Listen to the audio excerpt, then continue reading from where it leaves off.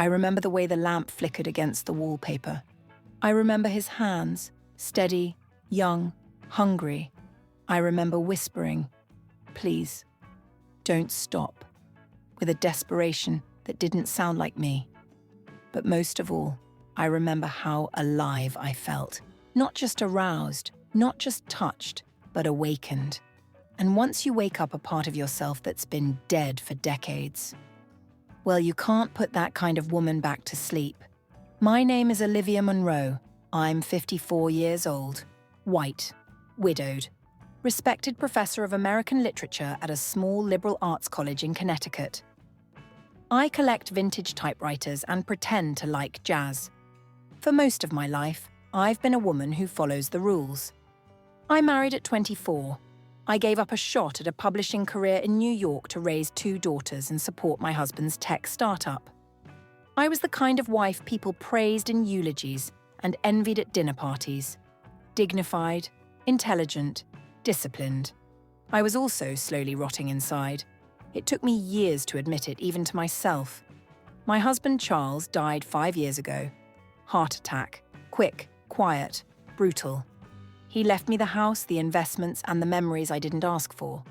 But he also left me with a question that began to haunt me in small, inconvenient moments. What if that wasn't love? What if I had spent 3 decades being safe instead of being seen? Well, the man who changed everything is Julian Cross. He is 28 years old, half Dominican, half Irish, with skin like summer bronze and eyes that shifted between hazel and fire depending on the light. He had a poet's voice, a fighter's jawline, and a mouth that made every syllable sound like sin dipped in honey. He was also my former student, now a published novelist, and engaged to a young woman whose mother I played tennis with every Thursday. So, yes, everything about him was off limits. And yes, I touched him anyway. It started at a literary gala, one of those highbrow, wine-soaked events where people quote Baldwin to impress each other and pretend they actually finished Ulysses. I wore a black silk dress that hugged in all the places I usually hide. I don't know why I picked that dress that night. Maybe some part of me already knew. Maybe desire can time travel. I spotted him across the room, laughing with a group of editors and leaning against the bar like he owned it. I hadn't seen him in years, not since he was a senior in my advanced narrative fiction class, back when he still wore chipped nail polish and wrote about mothers who drank too much. He saw me first, walked right up. "Professor Monroe," he said, flashing that lopsided grin that used to drive half my students to office hours. "Julian Cross, I see your ego's aged beautifully. And your sarcasm's still sexy." I should have walked away then, but I didn't. Instead, I smiled. And that was the first rule I broke. We talked for nearly an hour. He asked about my daughters, my writing, the course I was teaching that semester. I asked about his book, his tour, his fiancée. When I said her name, Madeline, his mouth twitched. "She's young," he shrugged. "Pretty, loves kale." "Sounds thrilling," he chuckled. "She's safe." That word again, safe. I hated how much it sounded like my entire life. At the end of the night, he offered to walk me to my car. It was late. My heels were killing me. The cold nipped at my bare shoulders. I told myself it was harmless. I even believed it. Until we got to the parking lot. Until he stopped beside me and said, "You smell like rebellion." I laughed, nervously. "That's just Chanel and red wine." "No," he said, stepping closer. "It's something else." Then, just like that, his hand was on my cheek, his thumb grazed the corner of my mouth. My heart pounded like it belonged to someone younger, someone reckless, someone like him. "Julian," I muttered and said, "Tell me not to." But I didn't. I didn't say a word. And then he kissed me. And God help me. I kissed him back. It was not a polite kiss. It's not a thank you for the nostalgia kiss. It was a kiss that cracked something open in me. My back hit the car door. His hands found my waist, lowered my skirt. and then he slid his thick, anaconda-like dick into me. I moaned into his mouth like I'd been waiting 10 years for that exact sensation. When we finally pulled apart, breathless, stunned, guilty, I said the dumbest thing I've ever said. That can't happen again. He looked at me with those storm-colored eyes and whispered, "Then don't let me come near you again." But of course, I did. And that was the second rule I broke. I didn't go home that night.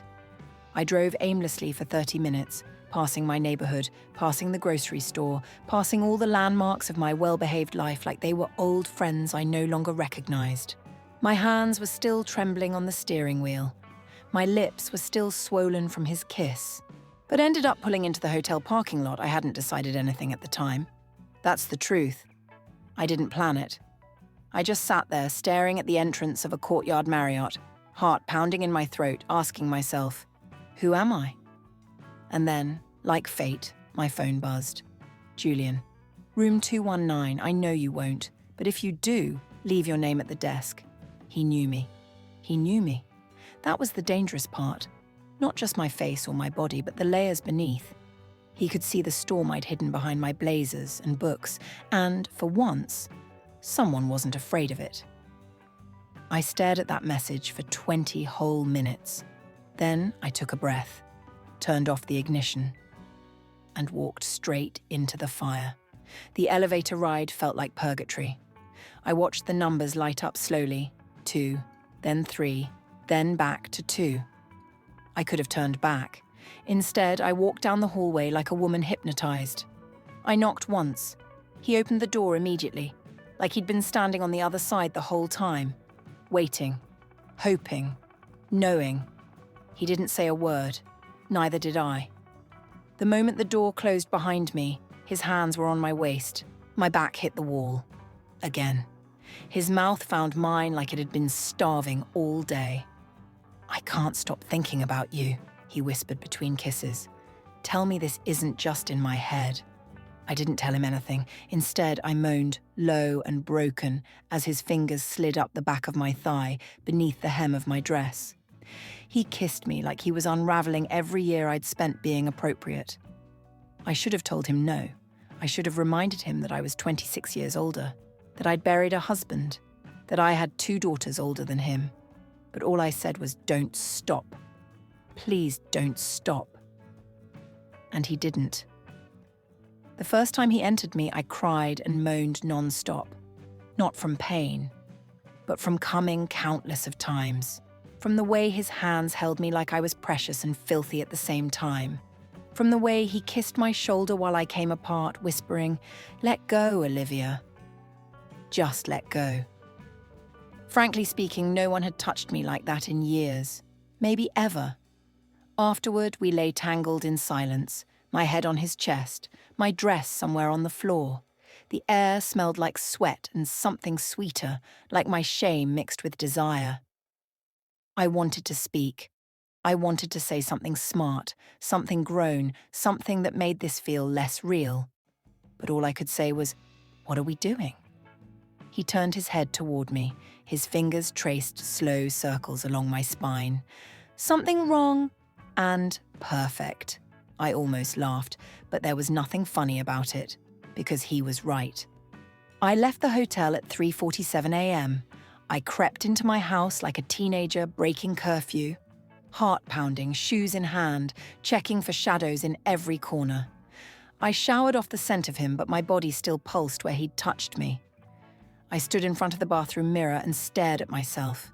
My reflection looked flushed, lit from within, like someone who had tasted something forbidden and couldn't pretend otherwise. That scared me more than anything, because I knew one truth now, deep in my gut. I was going to do it again. The next morning, I did what every guilt-ridden woman does. I cleaned, aggressively, scrubbed the kitchen, organized books alphabetically, washed sheets that weren't even dirty. I tried to outrun the memory of his mouth, his hands, the way he looked at me when I begged him not to stop. But by afternoon, my phone buzzed again. "Julian, I can't stop remembering the way you whispered my name." Let me see you tonight. I didn't reply. Not immediately. Instead, I opened my calendar, saw the dinner I was supposed to attend with Madeline's mother. A trustees mixer. Very proper, very public, very impossible now. Because the truth was, I'd just fucked her future son-in-law, and I was already hungry for more. I started wearing red lipstick again. That was the first sign. The kind you don't notice until it's too late. When your body starts changing before your conscience does. When your reflection begins to rebel before your words do. I hadn't touched red since Charles's funeral.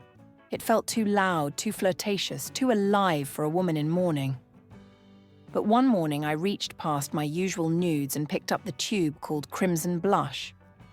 I didn't even think about it, I just put it on. And Julian noticed. "That shade looks dangerous on you," he murmured the next time we met. His thumb traced my lower lip before pulling it between his teeth. "Like you're about to ruin someone's life," I laughed. "You mean besides mine?" His smile didn't reach his eyes this time. There was a weight behind it, a truth we were both starting to feel but neither one of us could say out loud. Because the deeper we went, the harder it became to pretend it wasn't serious. We started meeting twice a week, once at the hotel, once in his car parked under the cover of a moonless sky near the beach. He made love to me with the same reckless tenderness every time, whispering poems against my collarbone and promises he shouldn't have been making. But it wasn't just the sex anymore. He started bringing me books, leaving notes in the margins. "This line made me think of you. This character feels like the version of you no one's allowed to see." He made me laugh. He made me think. And worst of all, he made me hope. One Thursday afternoon, I ran into Madeline's mother, Caroline Foster, in the produce aisle at our local market. She was wearing tennis whites and too much perfume. "Olivia!" she called out, waving a manicured hand. "I've been meaning to call you. Are you coming to the engagement brunch next month?" I froze. Literally froze. My hand was hovering above a carton of strawberries and suddenly the only thing I could smell was guilt. Guilt. And the faint trace of Julian's cologne on the scarf still looped around my neck. I haven't gotten the details yet." "Well, of course not, it's early," she chirped. "But we're all just so thrilled. He's such a talented young man, and she's, well, you know how young girls get. Head over heels."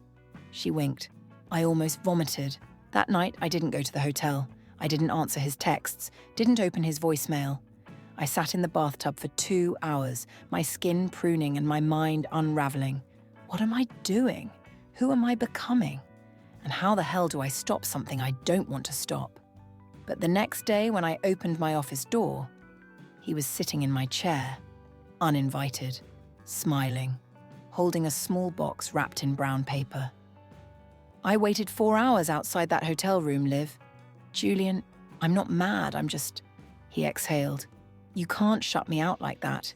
You don't get to light a match and walk away from the fire like you weren't the one who struck it." I closed the door behind me, leaned against it.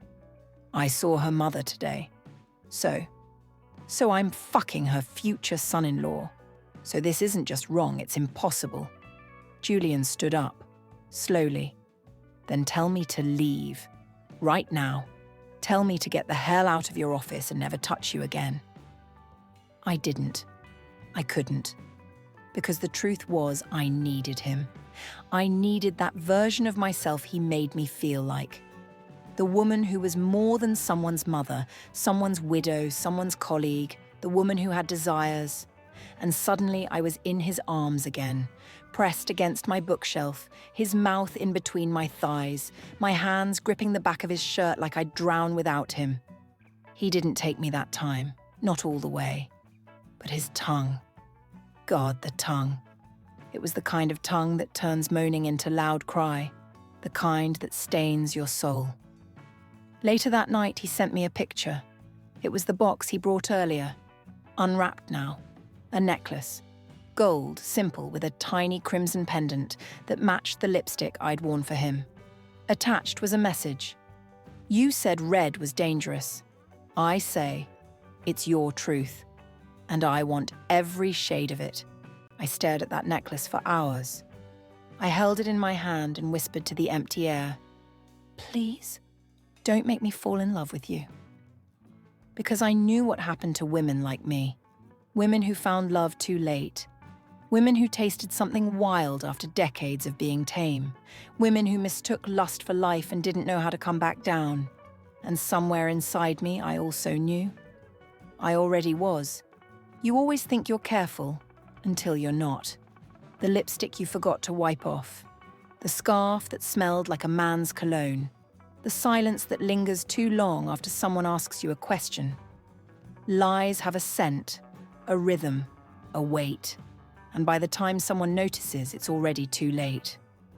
It was my daughter, Isabel, who looked at me strangely that Friday afternoon. She'd stopped by for tea unannounced as usual, wearing yoga pants and a slight frown. You're glowing, she said, leaning against my kitchen counter, stirring honey into her chamomile. I glanced up from the sink. Glowing? Yeah, I don't know. You look different. Happier. Or lighter. I swallowed hard. I'm moisturizing more, I said too quickly. Must be the new serum. She didn't buy it. Isabel has always had her father's eyes. Piercing, quiet, observant. Charles could smell a lie like smoke from the next room. And now here was our daughter, sipping tea and peeling back my layers with the same unnerving calm. Mom, she said suddenly, you know Julian, right? My heart stopped. Julian? I echoed, playing dumb like a woman in a bad soap opera. Madeline's Julian, the one she's been dating for a year, the poet guy. I nodded slowly. Sure, of course. She tilted her head, studied me. I think she's in love with him. I turned away, pretended to scrub a dish harder than necessary. They're young. It's normal. He's not like her usual type, Isabel said carefully. He's deeper. And I think he's been distant lately. She told me he's thinking a lot. I didn't respond, because what could I say? He's thinking about the curve of my thighs, the taste of my mouth, the way I whispered his name while trembling beneath him in a hotel bed 2 nights ago. I suddenly felt sick. Later that night, I stared at myself in the bathroom mirror. The woman in the reflection wasn't glowing anymore.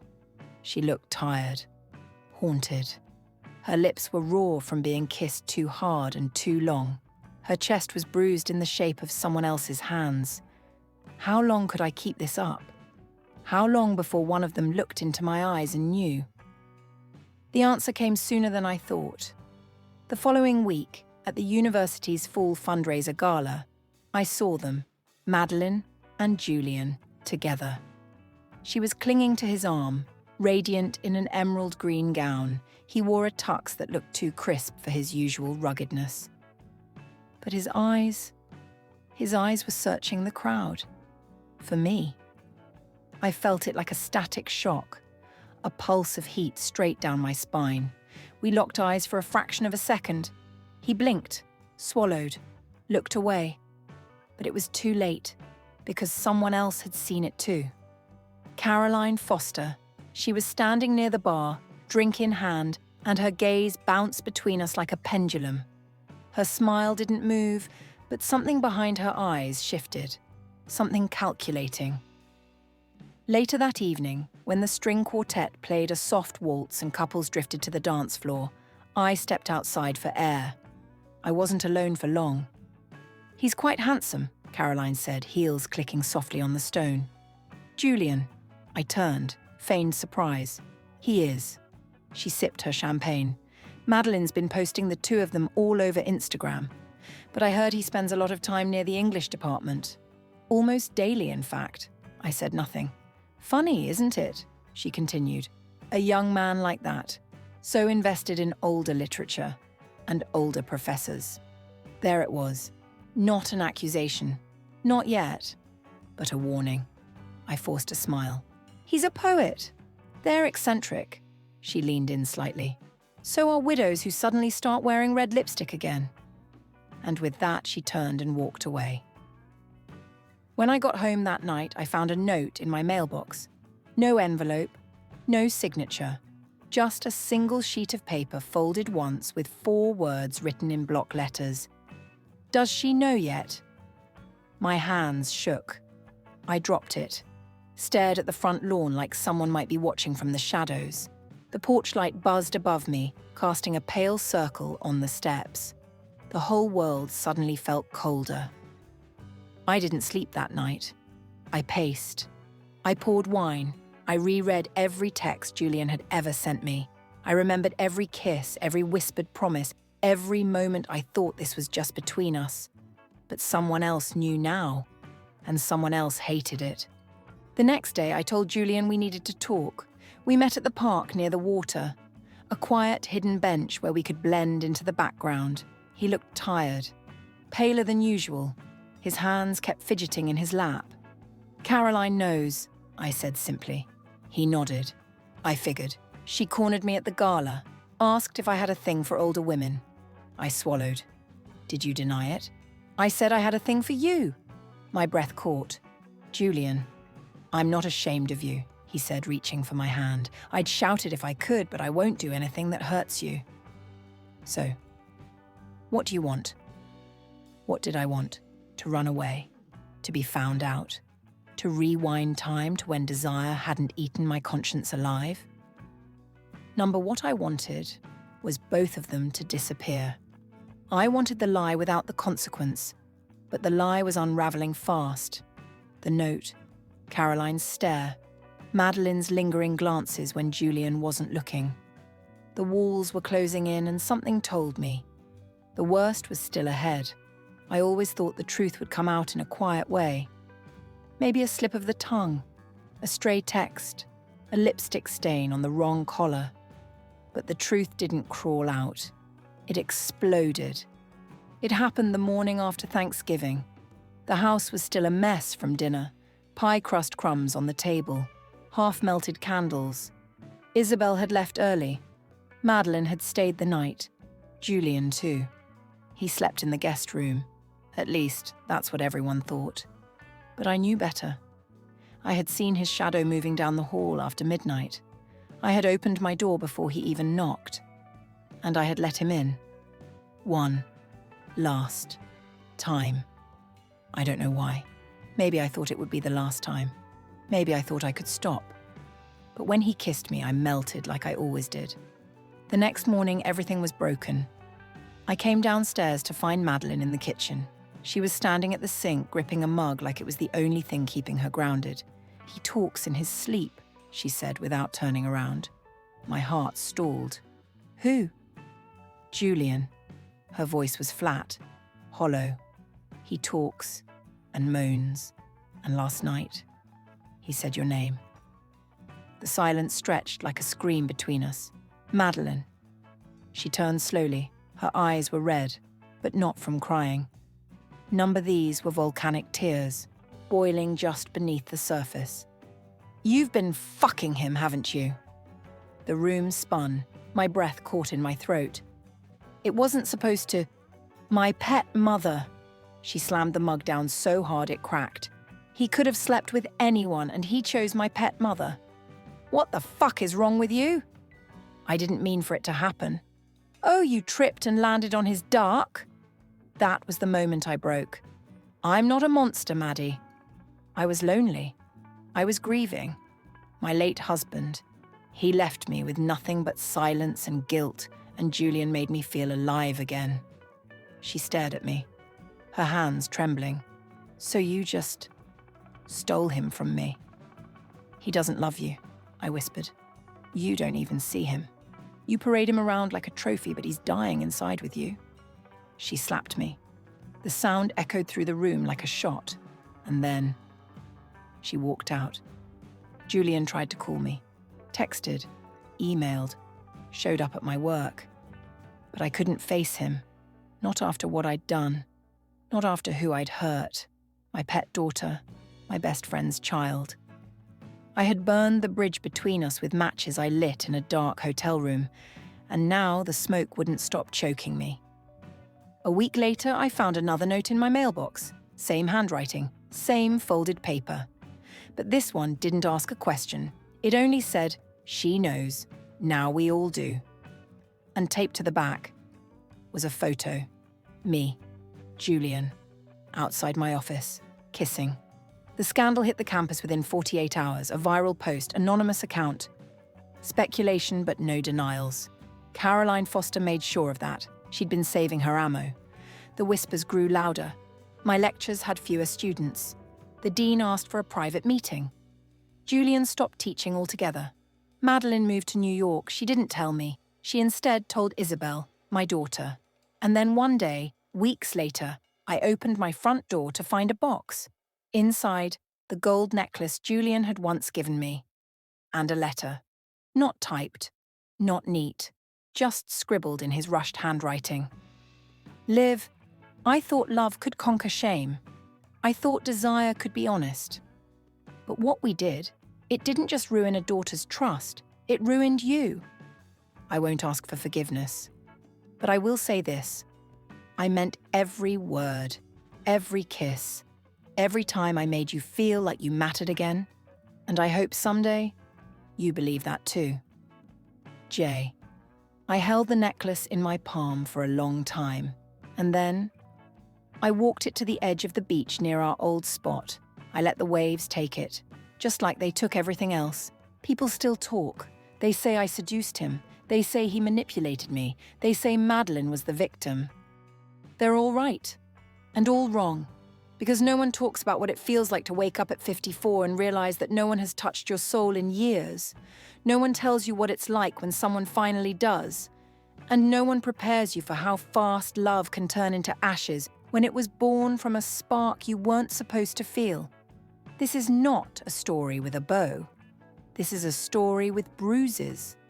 But bruises fade, and memories, they sharpen. And some nights, when it's cold and I lie awake, I still hear him, breathing against my skin, whispering like a ghost. Don't ever stop begging, Liv. Because I'll never stop giving. But he did. They all did. And I'm the one left here, begging silence for forgiveness.